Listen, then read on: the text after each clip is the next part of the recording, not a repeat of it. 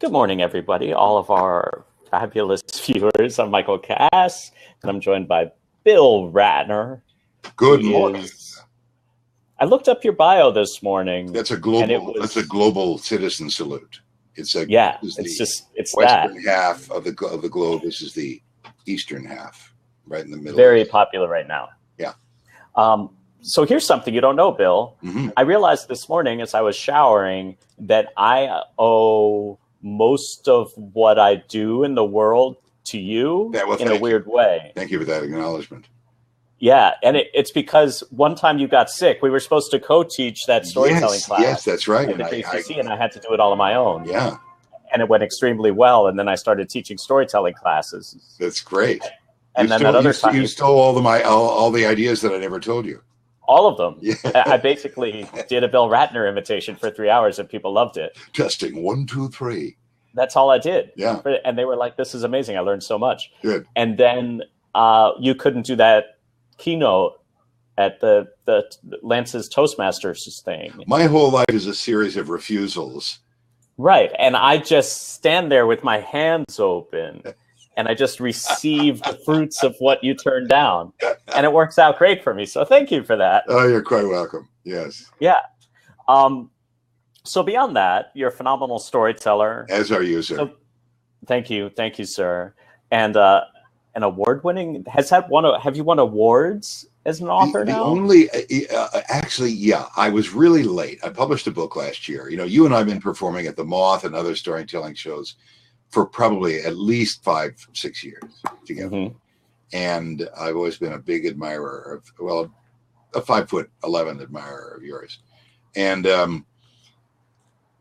you and I have discussed many times, what do we do with these great Moth stories, which, you find out the theme, you figure out what story you want to tell on the theme, you get up on stage with no notes and you tell it, and there are live judges, like the Olympics, 10, 9, 8, 7, 7.5. And you and I both discussed, well, what do we do with these 750 word stories that we've told at the Moth? And I got a book deal by going to a storytelling conference in Utah. I didn't know that's how that's happened. That's amazing. Yeah, the Timpanogos. Timpanogos has a storytelling festival, which is huge. The conference is a little smaller. It happens at Brigham Young University, and it's sponsored by the Timpanogos storytelling people, and it's educators and folklorists and storytellers. And I sat next to this young woman who I thought was a grad student at a workshop I was just taking from a friend. And at the end, this woman said, "So would you like to write a book about what you and I were talking about?" Which was media awareness for children. Mm-hmm. I said, "Okay, and why are you asking?" "Because my husband and I just started a publishing company, Familius, it's called, Familius, in Sanger, California." And I went, "Wow, okay." And that is what happened. I had to go back to college to learn how to write something longer than 750 words. Amazing, right? Because you do I found this at the Moth, you get into this habit of writing really well for 5-minute stories. And so like, you know what the structure is, and you know that it needs a button on the end.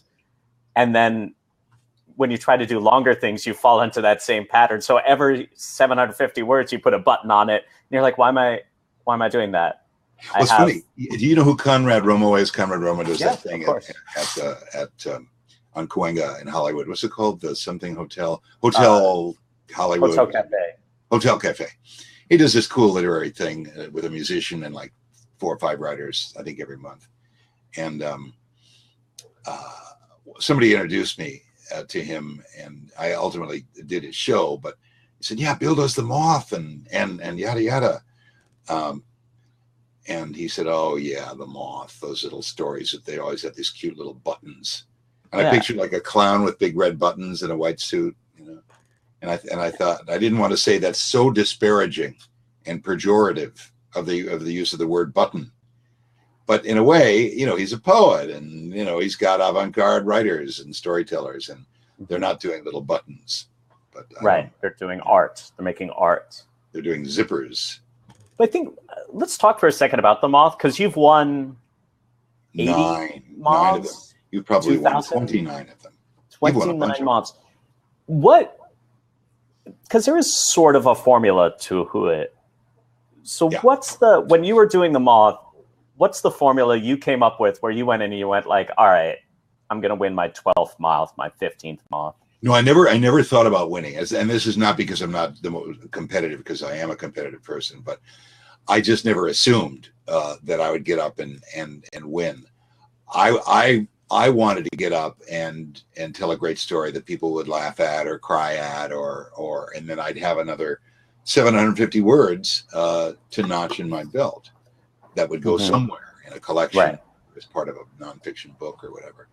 But I was really intrigued that there was a place, of course, started in New York, and happens in places like the New Yorican Poets Cafe, and I think there are 5 venues now in New York City for the Moth once every month, on a theme, and I think a lot of us, whether we're actors or comedians or writers or office managers for a corporation, it doesn't matter.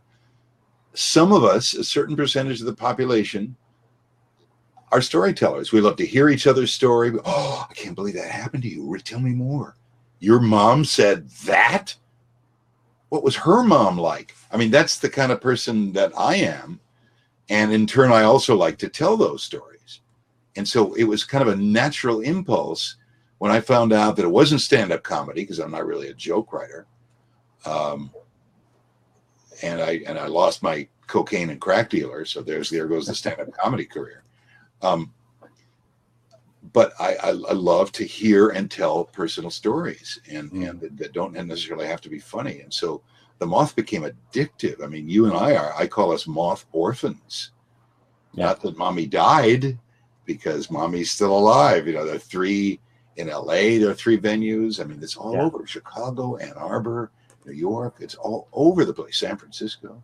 Yeah. But you, sir, I've seen you in venues where most people are just reading from their manuscripts.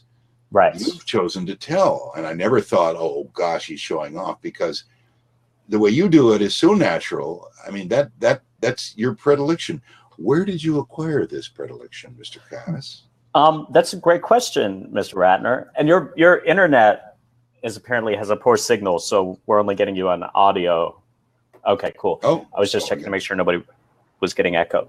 So the reason I started doing that is because I, like you, got really addicted to that feeling of sharing something real with people. Yeah. And I found that when I was reading, I didn't feel that connection as acutely. So when I started putting the paper down, it was terrifying, because suddenly there's no barrier between me and the audience. They're just seeing me in all of my messiness. And at the same time, the more I revealed, the more the more I got out of it. So that's how I came to do that. And now, like, when I teach, I don't let anybody hold pages. Do you have an acting background? Have that experience? I do. I have a master's in theater. Oh, you do? Yeah. As an actor? Yeah. As an actor. I was an actor for many years before I started doing this kind of stuff. And so you don't have a complete 100% natural fear of standing before a crowd? No, but that's interesting, right? Like, I think when you're acting, you're standing before a crowd, but you're not you. So you can sort of take comfort in the fact that you're playing a character. Right. Whereas storytelling, if you're doing it right, and this is whether you're doing it as an entertainer at the Moth or things like that, or you're doing it in a business setting like that, like doing a keynote, you're just yourself. And the more completely you're standing in yourself and re-experiencing the stories that you're sharing, then the more the audience gets out of it.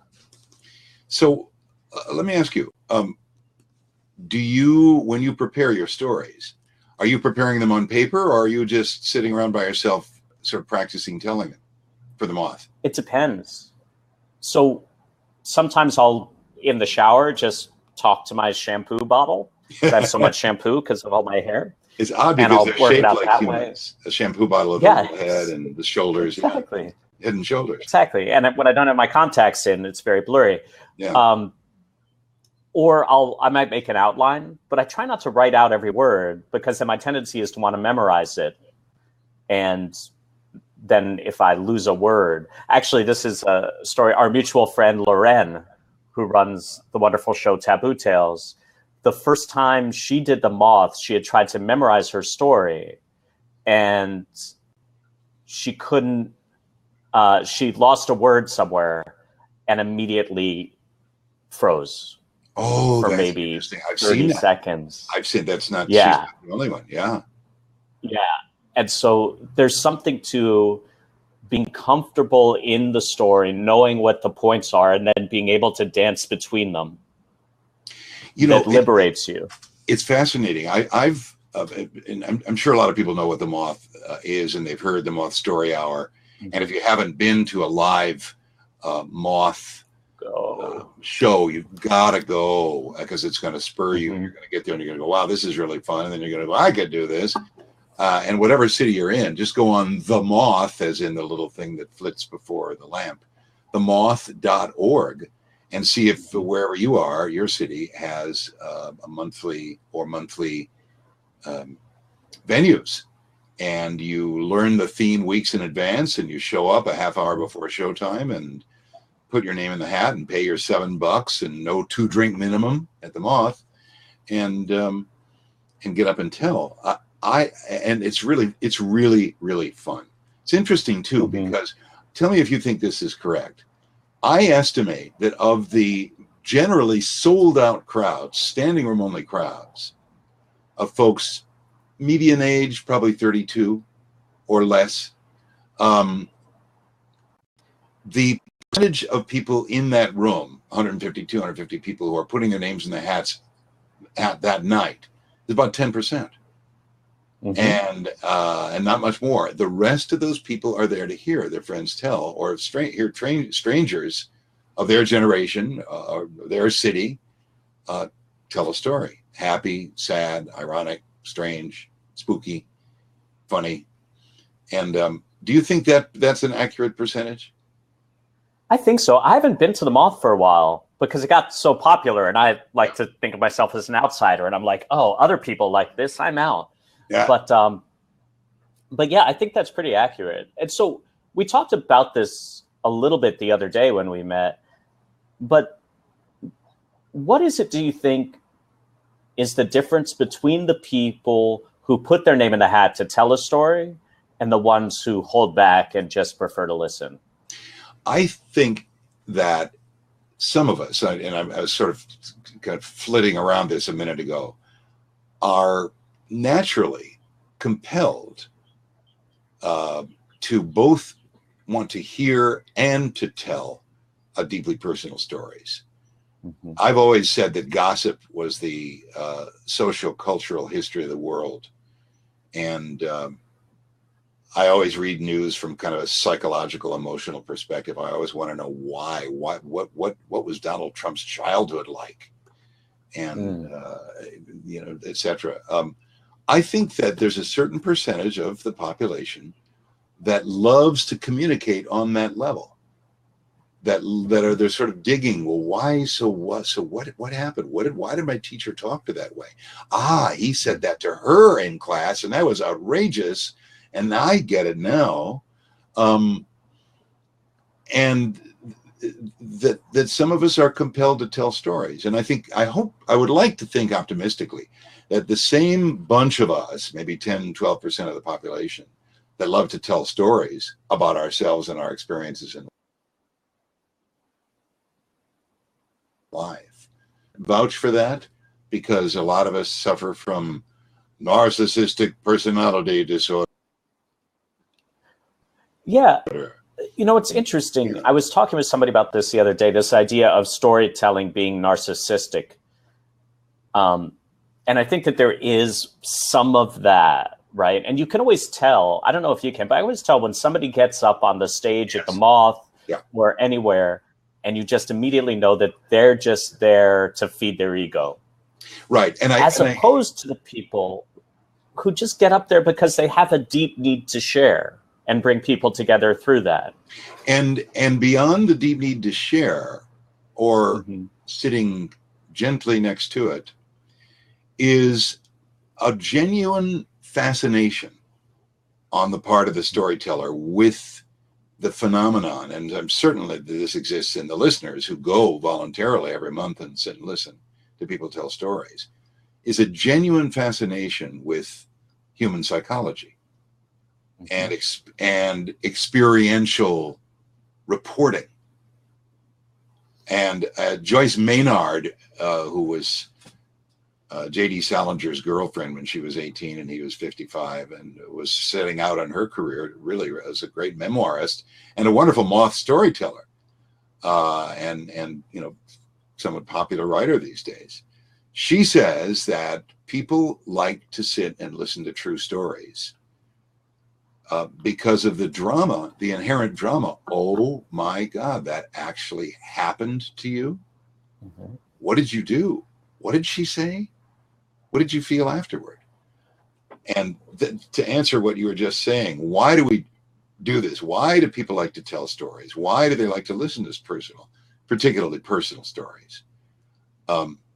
I think that there's a fascination, an inherent fascination, not with everybody, not with Donald Trump and that ilk, but with a lot of people. A lot of people are fascinated with background stories, with deep background.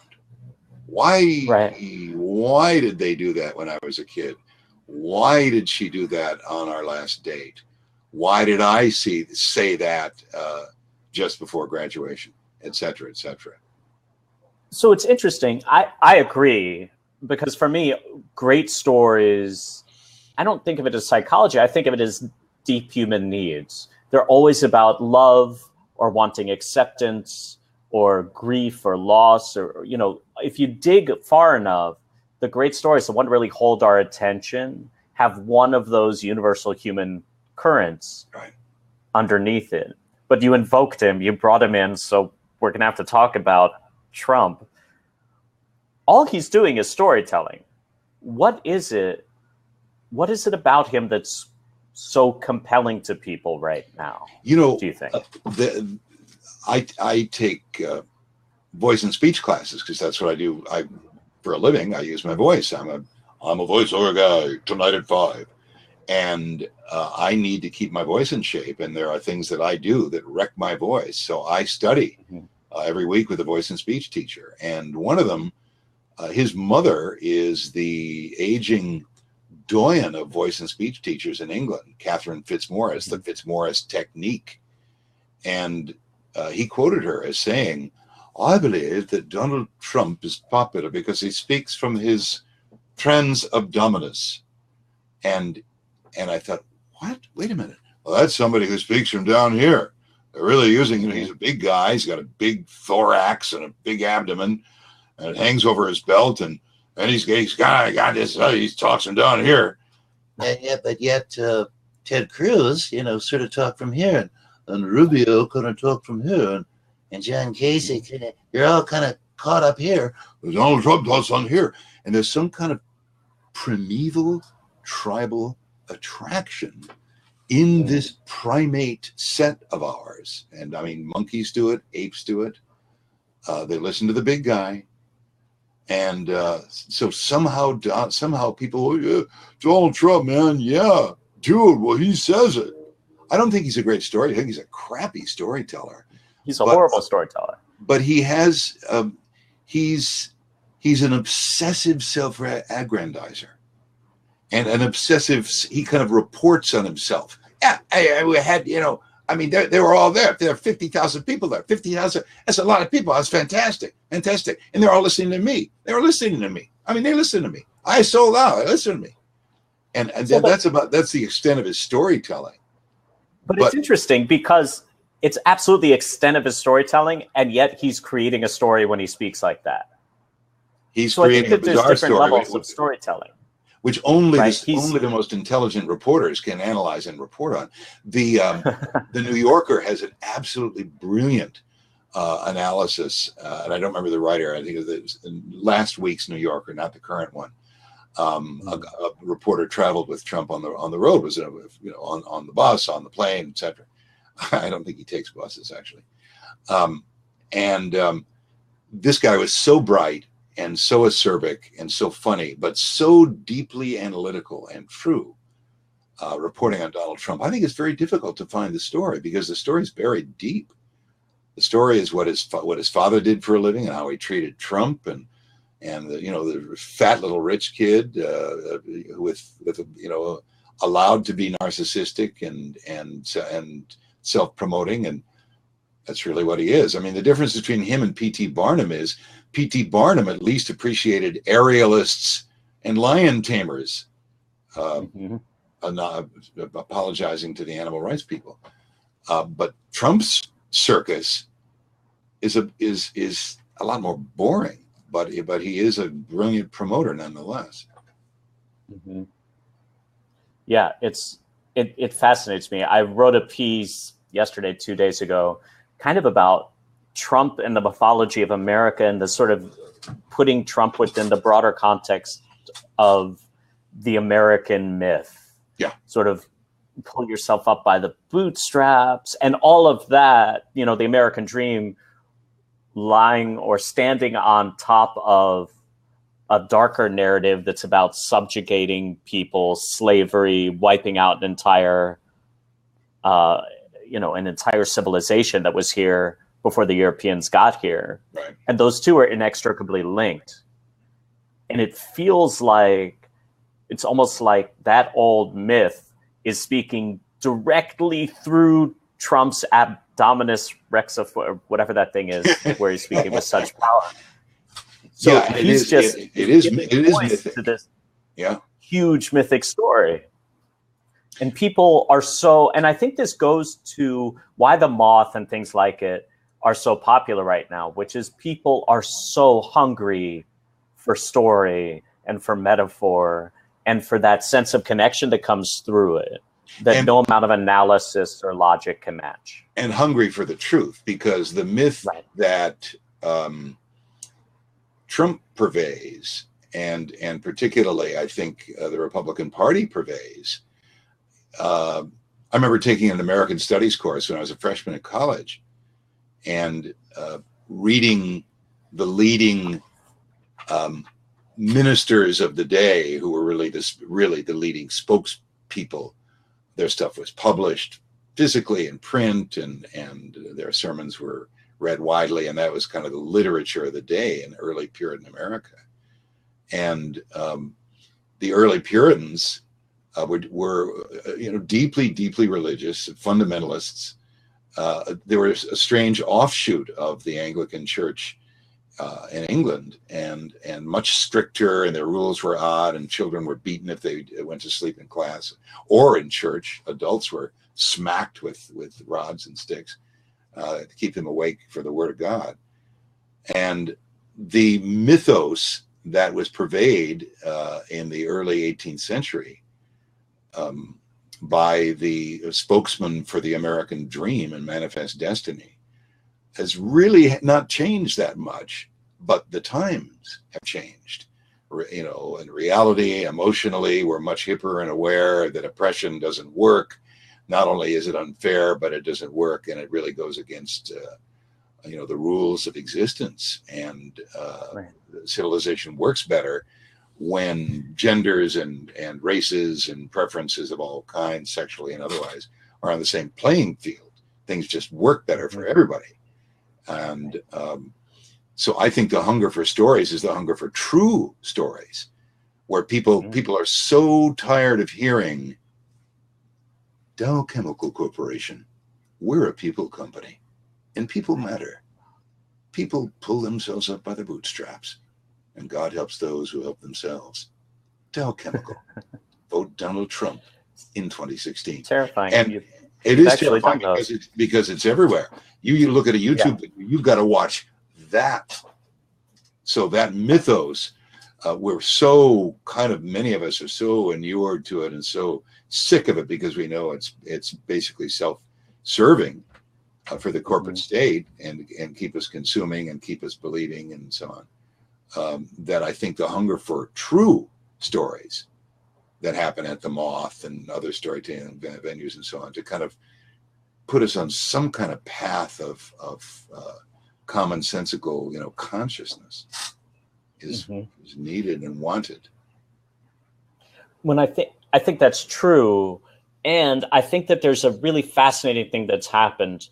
You brought up the corporate world, and I see it in Bank of America. I see it in all of these big, ostensibly not very nice corporations spending hundreds of thousands, if not millions of dollars on these beautifully made stories, human interest stories. Yes. That are lightly branded, right? So you'll watch an entire thing about a little girl and her puppy or whatever it is, and you're in tears at the end of it.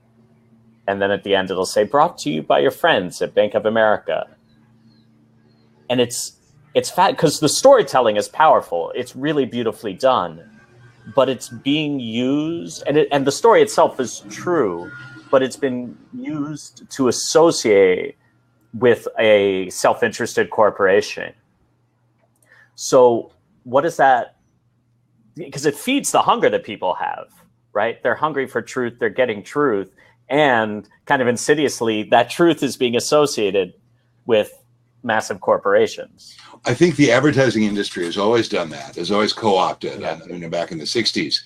I think the Doors are the last sellouts. I don't know about the Jimi Hendrix estate, but the Doors will not allow their songs to be used in advertising. I think that's true. Maybe they've sold out. Right, yeah. But people who watched the last episode of Mad Men, as John Hamm, America's great advertising creative director, sat in a semi-lotus position in a meditative state, got his idea in Mad Men for the Coke, the great Coke commercial that was actually done in the 60s. That co-opted all peace, love, and hippie ethics into, hey, have a Coke, and suddenly your polyester will turn to natural linen. It will? and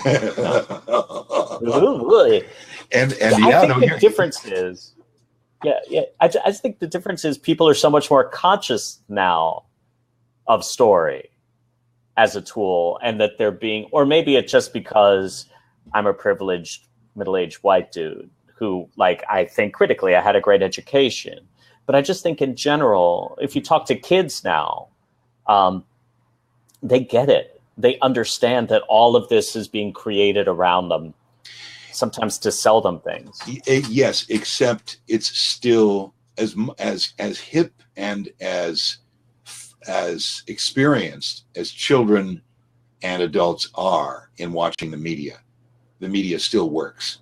The messages still get through.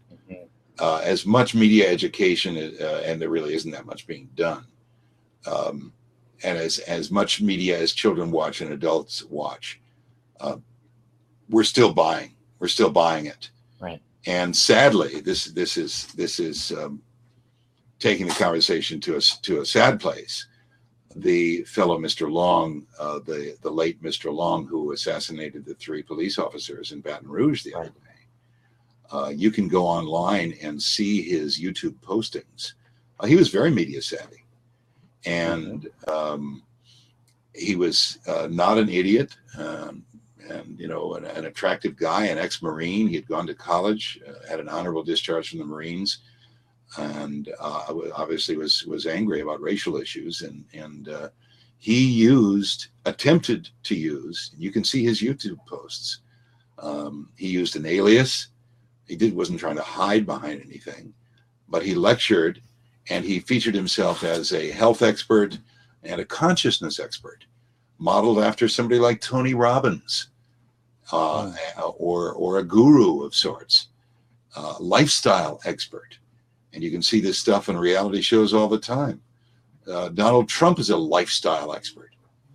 And where did it lead ex-Marine Mr. Long? Well, down an unfortunate and tragic path. But the advertising and media has so effectively co-opted the idea of story. In fact, I got a very weird email last year from a casting director, a commercial casting director in New York City, who said, could I use your Moth story that's online about fatherhood to submit to a national advertising client? And I wrote back and I said, why? And she said, because an automobile company is doing a big national rollout and release of a brand new product in the US. And we're looking for lifestyle storytellers who have told in the Moth, because we feel they're a wonderful source of skilled storytellers. And I decided not to do it. I was kind of, well, I have a mercenary reason. My voice was on a competing automobile campaign. And so I couldn't do it. I was intrigued. So I emailed you and a bunch of other people and said, you want to do this? And some people got work out of it and got paid union scale, $800, and got up on stage at was it El Coyote? It was at El Cid. El Cid, where we used to do the Moth. And they had, you know, a state-of-the-art television crew with cameras that sort of moved gently and panned as these storytellers were telling their lifestyle stories about things that had nothing to do with automobiles. And behind them was the automobile logo, and those stories were used online and on radio and perhaps even on television as part of the big national rollout. And I thought, oh my goodness, here comes the merchandising monster into the innocent world of the Moth story, which at the Moth organization in New York, the moth.org, to their great credit, is not sold out. At all. They haven't gone to television. They haven't tried to put on a cable show. They have an NPR radio program, but I think that's a great service to people. It's fun to listen to. Yeah. So yeah, the stories, the purity of the personal story now being taken by advertising people. Madmen. Why do you think they're called the madmen? That's a great question. Here's another question. Since you're talking about the power of personal story, I talked a little bit about the process I go through when I'm writing. What's it like for you? Because I've seen you tell so many times. I've never seen you read, and it's always so polished. It's like you know exactly.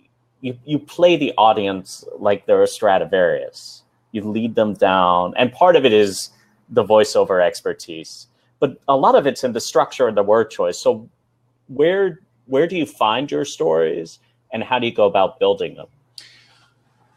You know, I have you know, as we were saying a few minutes ago, I'm one of those people who really loves personal stories. I love to hear them, and I love to tell them. And I have, you know, friendships going back to first grade. I went to my high school reunion and hung out with guys I went to first grade with last year. And we told each other stories. Do you remember when Miss Tannenhill said that? I'm drawn to tell and to read nonfiction. I'm drawn to memoir. I'm drawn to autobiography. The great John Lahr, Bert Lahr's son, John Lahr, who was a theater critic for the New Yorker magazine for 20-some years, wrote the most amazing biography of Tennessee Williams.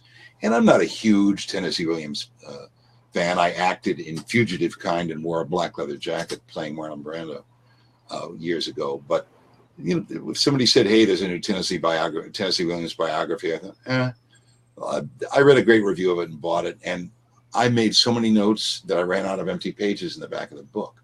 It was so inspiring. I just was so taken by the kind of depth of his neurosis and his problems and what caused him to write. And to try to answer your question, so I go back and you know, there's a wonderful essayist, personal essayist named Philip Lopate, Lopate, who has about 4 collections of personal essays out. These things read like short stories. They're brilliantly crafted. They're all true. And his theory of the personal essay, he's the one that edited that big, beautiful book about 12 years ago, big, fat, 800-page book called The Art of the Essay.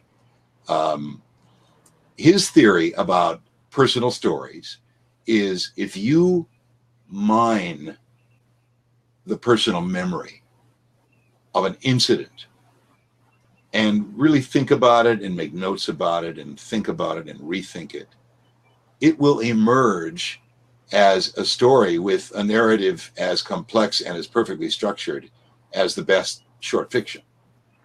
And I'm sure that has to be where short fiction comes from. I mean, can come from dreams, but short fiction, when it emerged, from the French and the Brits in the 19th century, has to have been based on memoirs and personal journals and personal stories that writers just got tired of reality and said, let's make it up. This will be really fun. So what I do is I mine the story and I make notes on it and I remember it, and I've probably told it to my Aunt Eunice before. And I do write it out. There have been instances where I've just stood up in my voiceover studio. So messy. Glamorous. One day I'll clean it up. And I have a mic stand, literally a mic stand with a microphone not plugged in. And I stand in front of it because that's the setting of the Moth and all these wonderful venues where you're storytelling or story reading or literary readings. And I will just start to tell. And I won't tape it. I'll just tell it. And then more often than not, I'll write it down word for word. And then I'll get up and tell it. And do I try to memorize it word for word? Kind of, sort of, yeah, no. Because I don't much care if it's word for word. But I like to kind of get the order in my head. And, that might be a crutch. I don't think my stuff sounds memorized. I think it's at all. And because I'm telling my own script, I'm doing my own story. If I go off script, who cares? I'm the only one that knows. This is not Shakespeare. Mm-hmm. But my practice is a little bit different from yours in that I probably do. I think you and I end up sounding as spontaneous and polished as the other, but I get there a little differently, maybe with a bigger crutch than you. You may be a braver man, Michael, in that I do write the damn thing out. The 700. I'm just lazy. I have big fingers, and I love the keyboard. But Actually, I had to write. I did a story recently at a mortuary for Mother's Day and Father's Day. Really? Did I tell you about this? No. Yeah. It's a Jewish mortuary on the west side of LA. Wanted to make their Mother's and Father's Day remembrance services more human as opposed to just, prayers and stuff. Now, both my parents are still very much alive, which I'm really grateful for, but they somehow found me through our friend Aaron Henney and had me write stories. So I had to actually write them out. And it was fascinating. First of all, the first story I sent them got rejected for being a little bit too gritty. But what they were really interested in, and this goes back to something you were saying earlier, is that they were really interested in stories that reflected the complexity and the humanity of the relationships with mothers and fathers. So they explicitly weren't interested in sort of standard saccharine sweet, I was having a bad day and my mom gave me a hug and now I bought her this house to thank, or whatever, because who doesn't have a story like that? And they really enjoyed the complexity of it, and people really responded. So I actually, for the first time, I was reading because I didn't have time to memorize it. But even when I was reading, I made sure to only look down every other sentence or so to pick it up. And by the end of it, I wasn't holding the paper anymore. Was there any part of that? That's a really interesting question, because when people read their storytelling shows, like Spark Off Rose, that takes place at the Pacific Palisades Theater every month. It's been going on for years. It's a wonderful storytelling show. It's reading. It's not a telling. And one of the producers said if we made them tell and not read, we'd lose 85% of these wonderful storytellers. Right. And these are from average people to actors to whatever. They rehearse. There's a long rehearsal. It takes all Saturday morning so that you can kind of get up off the page. But how was that for you?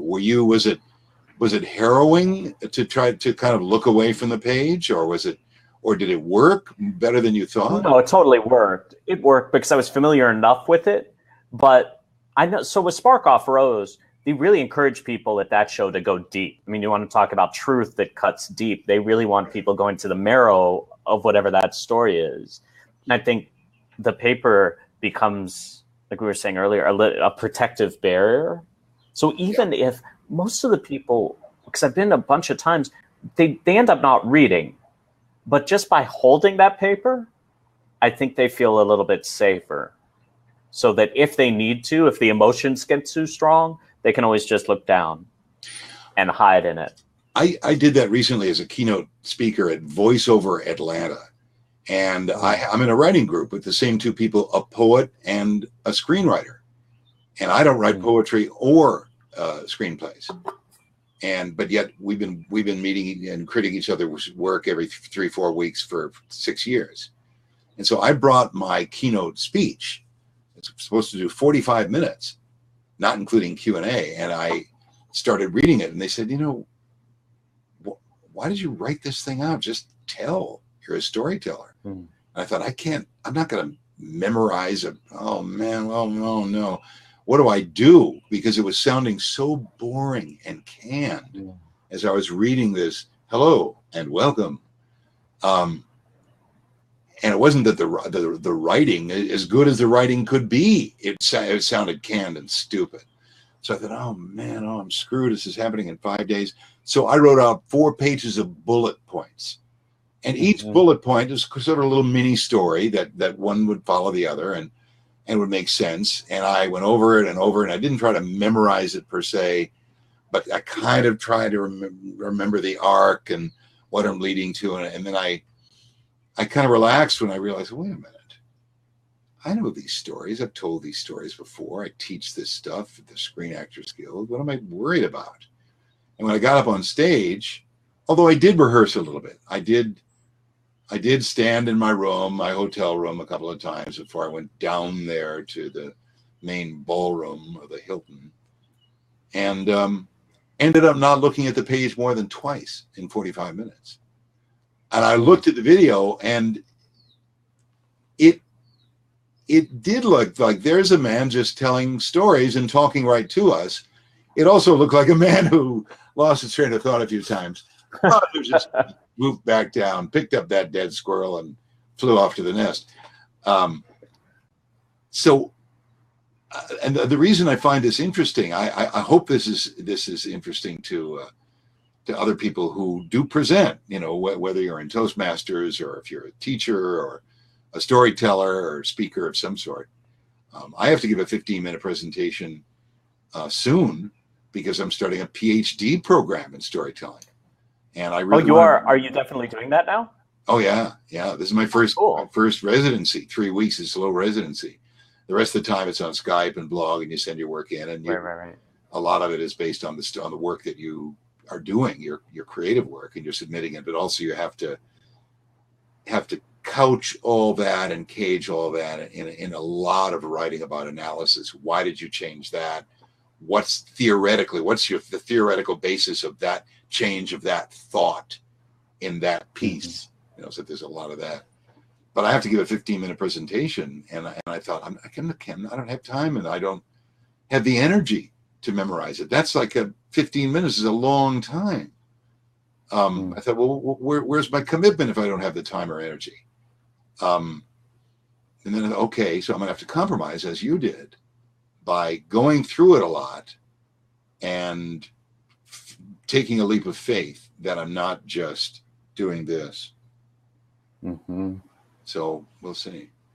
But this is insider. I feel I'm a little nervous that this is insider baseball that made for people who are facing issues of, okay, when am I going to get up and do a reading at this venue that my friend does? I said, hey, why don't you submit 5 minutes? Or when am I gonna volunteer at Toastmasters and do that? Or when am I gonna get up and give a sermon, to the youth group, or whatever.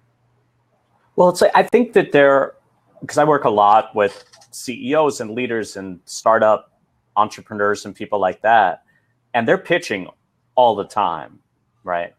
And so a lot of the work I do is around coaching them to pitch more effectively, and it always comes down to storytelling, and it always comes down to, you're not going through a list of product features. You're not, because the tendency is to go to that very technical place as opposed to putting some of yourself in it. And you can always tell when someone hasn't put themselves on the line, because it sounds like what you were just describing, where the writing might be good and it might have flow, but it's soulless. Yeah. And so storytelling happens everywhere. It's not just at the Moth. It's not just, and a lot of what I've become very passionate about is encouraging people to find ways to integrate story and storytelling into their everyday lives. Beyond just, hey, we're hanging out with our buddies at a barbecue, but how can you integrate it into the workplace so that people are sharing stories in such a way that they're communicating things that are really true, right? Because we are hungry for that truth, and it does feed that deep tribal part of who we are. One of the things that I plan to help make happen is storytelling between members of law enforcement agencies, yes, and members of families who are either concerned or who have lost or been wounded by or arrested by law enforcement personnel. And this kind of work is started in South Africa during the apartheid era, and after the ANC took over the government. Storytelling and victims of oppression and perpetrators of oppression getting in the same room, churches and community centers and theaters, and getting up on stage and saying, yeah, I'm a cop, and this and I did this, and this was a problem, and I also lost friends on the force to violence, and the next person, I'm a mother of a child who was shot accidentally in a riot in a neighborhood where police and gangs were shooting each other, and that's where storytelling can serve as a tool, and has served well as a tool. I not only hope that law enforcement agencies resort to storytelling and nonprofits that deal with victims of violence and crime and police violence. I not only hope that happens.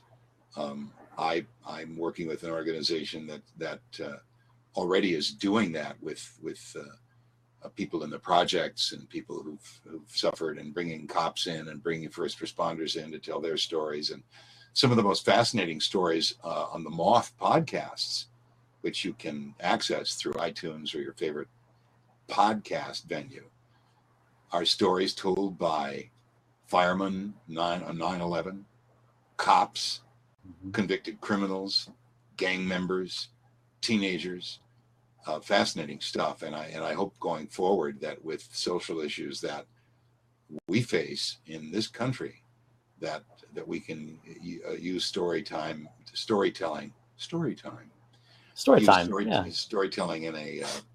in a bigger way. The more the better. The more people hear what it really feels like to be targeted as a policeman, the more people hear what it feels like to be targeted as a young black man. The more people hear what it feels like to be the mother of a dead child, or the mother of a dead police officer.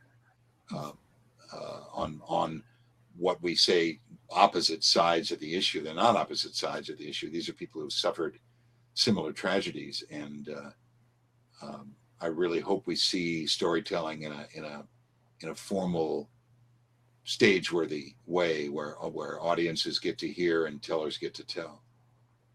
Yeah, there's so much in what you just said that I want to tease out. The first is this idea of story and storytelling as conflict resolution. Yeah. And And the way it works, because I've used it not with, not with police and inmates or families of people who've been hurt by police, whatever that is, but just within organizations, whenever there's conflict, the conflict usually results because people of each side, and I think police and community members is a great example of this, people on each side have stopped seeing each other as three-dimensional human beings, and they've started seeing each other as representatives of a certain point of view or way of life or way of being in the world. And what storytelling immediately does is it helps them see each other as people again. Yeah. Because once you do that, you can't go back to seeing each other as representatives or avatars of a certain way of life, right?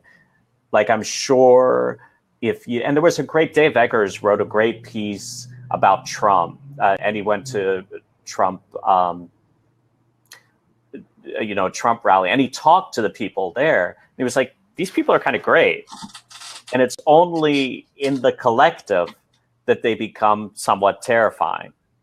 But as individual human beings, they're just like everyone else. They just want the best for their kids. They just want, health and safety and all of that. So I think that's really, really important. And I think you're onto something there. The other thing that I want to tease out is this idea of, and it's true, right? You listen to The Moth, some of the people have the most beautiful, compelling stories are the ones who live at extremes. They are police officers, soldiers, ex-soldiers, ex-convicts. There's a whole genre of storytelling on like the motivational speaking circuit that is ex-cons who wrote a book and they made good. And so there's this extreme journey from being at the margins of society to being celebrated. But what I always tell people is that those stories are fantastic, and it's almost like they're low-hanging fruit. Of course they're going to be dramatic. They're inherently dramatic.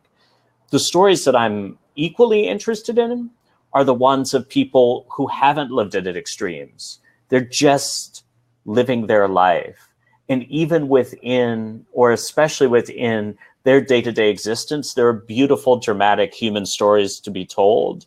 And I think in our culture, the way it's evolving and the way it is, we're so attracted to extremes because everything's so accessible. Reality television, Kardashian, like all of it, Trump is all extremes. And so we feel that in order to have a story worth telling, we need to have something that is remarkable in a stereotypical way to have happened to us. Whereas some of the most beautiful stories I've heard are just take place in beautiful small moments of an interaction or small moments of humanity. And it doesn't take, being in a gun battle in Kandahar to have a dramatic story. And I've always wondered for so long when I go to the Moth and we have a venue close to my house, why are they always packed? Why is it always sold out? Why is it literally standing room only? Mm-hmm. There are often 18 to 20 people standing at the bar, and it's not a meat rack. There's not a rock band coming on afterward. It's 2 hours of personal storytelling. Often moments like you were describing, small moments, insignificant moments, not dramatic moments, mm-hmm. Not anything that the Daily Beast would report on, but moments of sympathy and moments of small triumph and defeat and so on. And it took me a long time to figure out that these folks, and it's a relatively young crowd. I mean, I think I said mean age 32. I might want to adjust that. Mean age might be even 30. Why are these people coming and standing, mm-hmm. if there are not enough seats to sit, at a Moth storytelling event, a live event? And they haven't all put their name in the hat. Only, I estimate, really only about 10% put their names in the hat. And the other 90%, those other 180 people are not there to hear their friends. They're there to hear strangers. Although people certainly bring their friends, but if 20 people have brought a friend each, that's 40 people. There's 160 people in the room unaccounted for who are strangers, who are there just to hear stories. Why? And I think that the generation born after 1980 if they're employed, and a good percentage of them are, have their heads so far into the internet, so far into the digital world and the corporate world and the world of corporate stories. And Bob Barson bought a Cadillac from Jimmy Carson because he knew he was an honest man, so deep into the mishmash of the world of commerce and work that they appear to crave something that is that primitive, I don't want to say old-fashioned because it's timeless, deeply personal experience of hearing another person's story. What happened? What happened in your world? And so that's what my doctoral thesis is going to be on. What happens to this audience? Are they soothed? You're the one that told me a fascinating story about, was it Paul Zaks? Is that the name right? Of a guy who's doing neurological studies of storytellers and story audiences. And the brain lights up in the storyteller as he reaches the climax, and it lights up in the brain of the listener in anticipation of hearing the emotional climax of the story. So there's something happening there. Yeah. I think you keyed into, that it's that ancient primal part of us that craves nothing more than to sit around a campfire and share stories that contain essentially the cultural DNA of who we are and our identity and how we move in the world. That's how we learn. We learn through story. And I think that I'm so excited that I didn't realize you were actually starting the PhD program. I think it's great. Yeah, I just did an MFA because I screwed up my college career so badly that I never had the experience that most people have in their 20s of, reading really deep in a field that you love or you're interested in. And so now I get to do it now. I still work full time, but I'm gonna.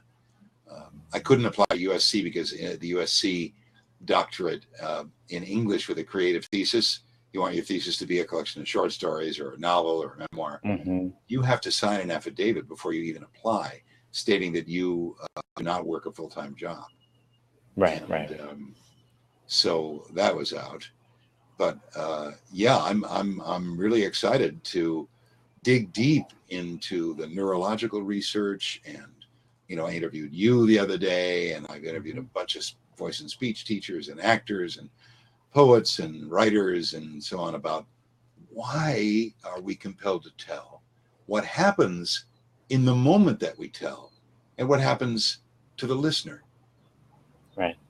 And what happens when we start to change the kinds of stories that we tell? I know we're right at the end of our time together, Mr. Ratner, but something that we can talk about offline that would be interesting is what happens, because, before 5 years ago, the kinds of stories that I know I told at the Moth and other places were very self-deprecating and very much about, like, they always had the same basic arc, which is kind of lovable loser, tries to be cool, fails, tries to get the girl, fails, and the button would be some sort of self-deprecating, I'm just a guy thing. And that very much affected and reflected the way that I saw myself in the world. And after about 5 years ago, when I went on the whole adventure that I talk about in my show, the kinds of stories I was drawn to tell changed pretty significantly. And they became much more about bringing people together and the power of community and transformation. And so they had not an aspirational takeaway, but just something about how everybody is intrinsically worthwhile and everybody's story is worth telling. And the more I started to tell those stories, because at first I was very tentative and didn't really believe them, but the more I started to tell them, the more I started to believe them. So in a sense, when we tell these stories, we're also repatterning our own identity and our own way of being in the world.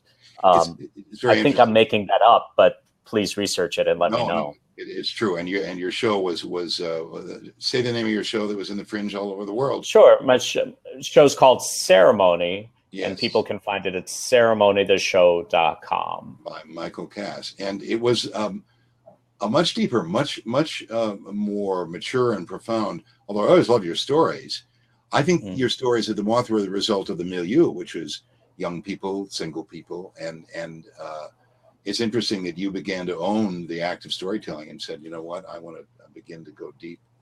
And I've seen your show, your long form show Ceremony, twice, and I'll see it again when it comes. You get one more chance in September.